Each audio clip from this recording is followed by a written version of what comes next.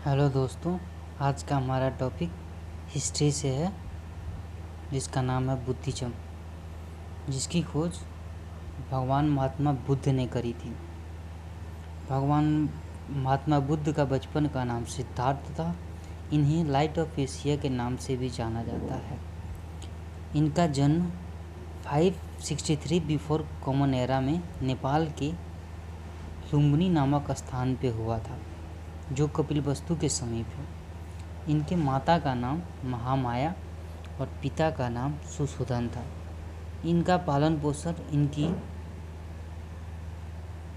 इनकी मौसी प्रजापति गौतमी ने की थी, क्योंकि जन्म के कुछ ही दिन बाद इनके माता महामाया का देहांत हो गया था। 16 वर्ष की उम्र में इनकी शादी यशोधरा नामक युवती से हो गई। इन्हें एक पुत्र भी हुआ, जिसका नाम राहुल था। 29 वर्ष की उम्र में सिद्धार्थ सत्य की खोज में घर छोड़ दिया। इनके गृह त्याग को महाविनिष्क्रमण के नाम से जाना जाता है।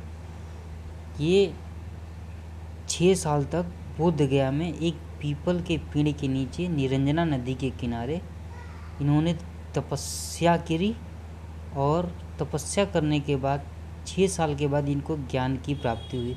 ज्ञान की प्राप्ति को महासंबोधि के नाम से भी जाना जाता है। बोध गया के बाद ये सारनाथ में इन्होंने अपना पहला उपदेश दिया। जिसे धर्म चक्र परिवर्तना के नाम से भी जाना जाता है। इनके मात्र 4 शिष्यों ने ये पहला उपदेश सुना था। इनकी डेथ कुशीनगर में हो गई थी, जिन्हें महापरिनिर्वाण के नाम से भी जाना जाता है। इनकी डेथ 483 बिफोर कॉमन एरा में हुई थी। इनके कुछ ग्रंथ, बुद्धिज्म के कुछ ग्रंथ जैसे त्रिपिटक, विनय पिटक या सुत्त पिटक, अधिधम्म पिटक इत्यादि हैं। इनके जन्म को कमल और सांड के द्वारा, इनके गृह त्याग को घोड़ा के द्वारा, और ज्ञान को पीपल और बोधि वृक्ष के द्वारा, और निर्वाण को पद चिन्ह के द्वारा, और मृत्यु को स्तूप के द्वारा दर्शाया जाता है। इनकी सारी ग्रंथें पाली भाषा में लिखी गई थीं। इनके बौद्ध धर्म की 4 प्रमुख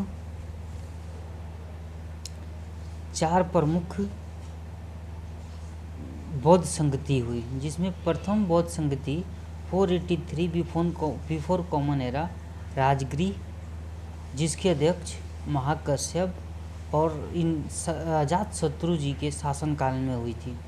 द्वितीय बौद्ध संगति 383 ईसा पूर्व वैशाली में हुई थी, जिसके अध्यक्ष सवाकामी और कालशोक के शासनकाल में हुई थी। तृतीय बौद्ध संगति 255 बिफोर कॉमन एरा, ये पाटलिपुत्र में हुई थी।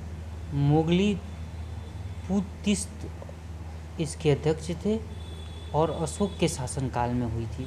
चतुर्थ बौद्ध संगति 1st ईस्वी में प्रथम शताब्दी में हुई थी। यह कुंडलवन जम्मू कश्मीर में हुई थी। इसके अध्यक्ष वासुमित्र और अश्वघोष थे। ये कनिष्क के शासनकाल में हुई थी। ये चतुर्थ बौद्ध संगति के बाद बौद्ध धर्म 2 भागों में बट गया, हीनयान और महायान। और ये बौद्ध संगति में केवल स्थान और इनकी अध्यक्षता किसने करी और किसके शासनकाल में हुआ, यही देखना होता है। बाकी चीज़ें देखने की नहीं होती हैं।